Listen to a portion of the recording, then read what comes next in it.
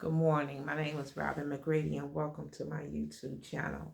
Today, I'm going to be talking about a very, very important matter, and that's called soul care. If you looked at the other videos, and I recommend that you go back and look at them, we talked about what can a nurse do for her soul. I define the soul as the mind, will, and in your emotions. It's difficult to define the soul of a human being because it's the part that we cannot see. I want to use the illustration of an iceberg. I want to use the illustration of the iceberg in the movie The Titanic.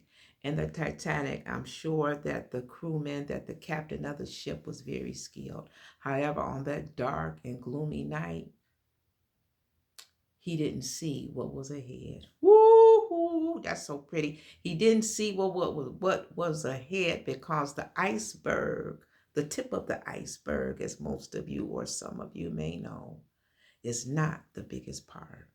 It forms underneath. And on that icy cold day, an iceberg was forming. And the biggest part was underneath. What are you talking about, Miss McGrady? I'm talking about your soul, the part that we cannot see. And the tip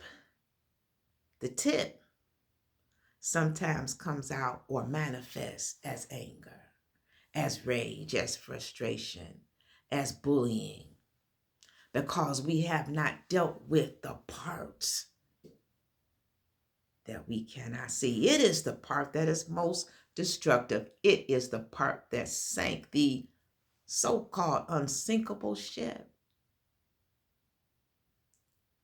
And it'll sink you, my friends, if you don't tend to your soul. Again, this is part 3 of a 4-part series on who is mining my soul, who is taking care of our souls as nurses.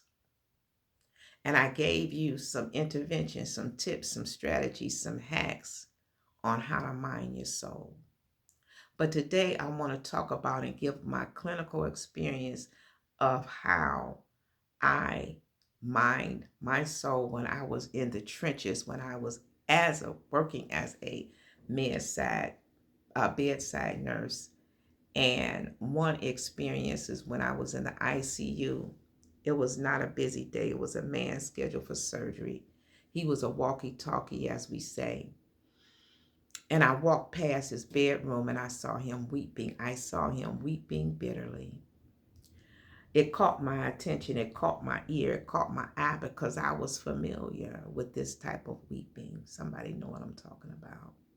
And so I walked up to the bedside to him and I said, "Can I help you, sir?" It was Veterans Day. And he said, "No, it's just a bad memory I have." I said, "I don't know what you're crying about, sir, but can I sit by and just listen and talk to you for a while?" He said, "No, I don't think you would understand, but you could sit by and sit with me and keep me company." What does that have to do with the soul, Miss McGrady? What I'm saying and what I'm trying to articulate to you is that Jesus sits with us. I want to make this clear. And our suffering. As it were with Lazarus when he was raised from the dead. I want to use this biblical illustration to illustrate again what I am saying. Lazarus had died. Mary and Martha were his sisters.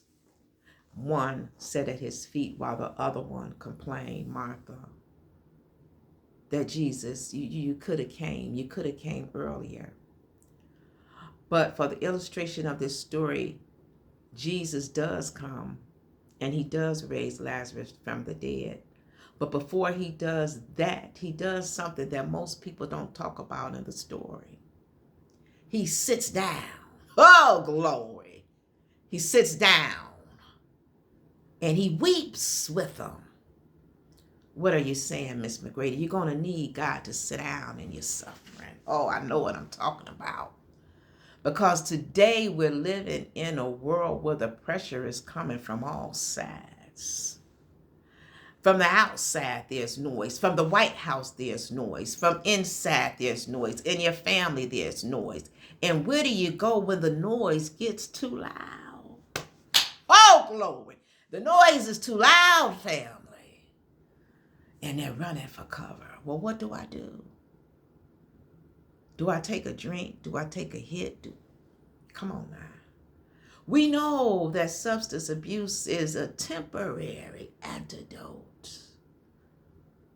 to a seemingly unfixable problem. I got to come to you real, y'all, because it is real. Nurses, administrators, hospitals, we got to find a better way to help the nurse at the bedside. Or you may be an administrator, a physician, an anesthesiologist. I don't know your role. But if you're in this profession and you're dealing with human beings, these complicated human beings, you got problems.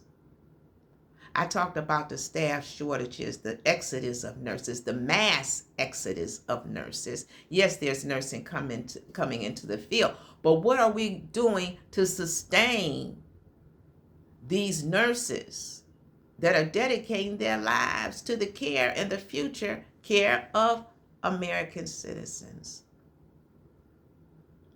Nobody's listening. So I'm here with a plea, with a call to action, that we write our legislation, our legislators, and that we bombard heaven with our prayers. We must have change in the health care system. We cannot take care of our souls alone. This is a multifaceted problem.